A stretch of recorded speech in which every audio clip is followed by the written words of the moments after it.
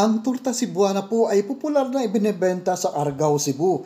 Pero ang gagawin natin ngayon ay may pagka-espesyal na torta Cebuana.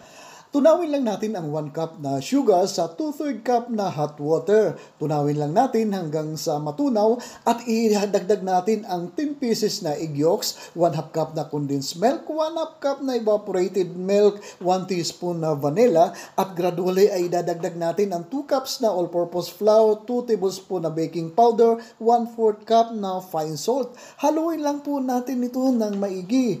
Haluin ng haluin hanggang sa maging smooth ang ating butter dito. At pagkatapos ay ilalagay na natin o lalagyan na natin ang ating mga molder dito at i-bake natin ito. At pagkatapos po ay papahiran natin ng melted butter at budbura ng asukal. Napakasarap na ito.